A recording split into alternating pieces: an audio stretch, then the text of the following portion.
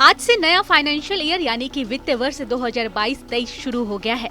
नए वित्तीय वर्ष के पहले ही दिन कई बदलाव हुए हैं, जिसका सीधा असर आम आदमी पर हुआ है।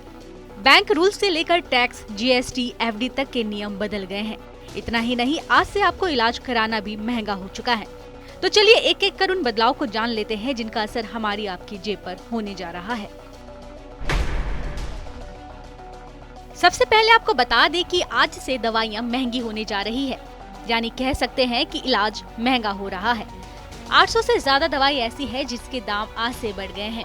इसमें एंटीबायोटिक से लेकर पेन किलर जैसी जरूरी दवाई भी शामिल है। आज से हाईवे पर सफर भी महंगा होने जा रहा है। भारतीय राष्ट्रीय राजमार्ग प्राधिकरण यानी कि NHAI ने टोल टैक्स में 10 से 65 रुपए तक की बढ़ोतरी की है। छोटे वाहनों के लिए 10 से 15 रुपए, जबकि कॉमर्शियल वाहनों के लिए 65 रुपए तक की बढ़ोतरी की गई है। पेट्रोल डीजल की बढ़ती कीमतों के बीच अप्रैल महीने के पहले ही दिन आम लोगों को महंगाई का एक और झटका लगा है। आज से 19 किलो वाले कॉमर्शियल LPG सिलेंडर 250 रुपए महंगा हो गया है। हालांकि घरेलू रसोई गैस सिलेंडर की कीमतों में कोई भी बदलाव नहीं हुआ है। पैन कार्ड को आधार कार्ड से लिंक कराने की किवायत भले ही 1 साल से बढ़ा दी गई हो, लेकिन अब ये सेवा मुफ्त नहीं रही। आज से पैन आधार को लिंक करने पर 500 रुपए का शुल्क देना होगा।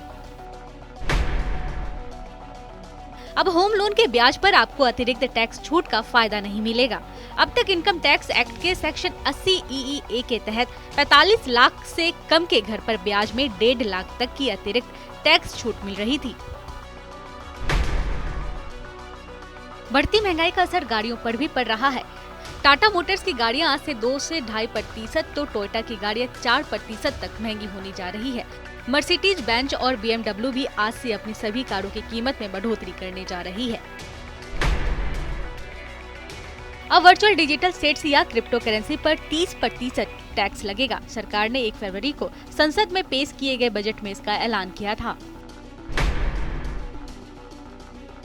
अगर आपके प्रोविडेंट फंड अकाउंट में सालाना 2.5 लाख रुपए से ज्यादा की रकम जमा होती है, तो उस पर मिलने वाला ब्याज अब टैक्स के दायरे में आएगा।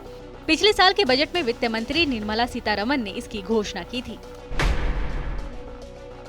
इंपोर्ट ड्यूटी बढ़ने की वजह से वायरलेस ईयरबड्स और हेडफोन भी आज से महंगे होंगे। कंप्रेसर पर भी इंपोर्ट ड्यूटी बढ़ी है, जिससे रेफ्रिजरेटर भी महंगे हो सकते हैं। अगर आपका KYC अपडेट नहीं है तो आपका बैंक खाता बंद हो सकता है। वहीं अगर आपके डीमेट अकाउंट का KYC नहीं होता है तो डीमेट अकाउंट डीएक्टिवेट कर दिया जाएगा। आपको कैसा लगा हमारे ये वीडियो, कमेंट करके हमें जरूर बताइए। देश और दुनिया की तमाम बड़ी खबरों के लिए देखते रहिए TV9 भारतवर्ष डिजिटल।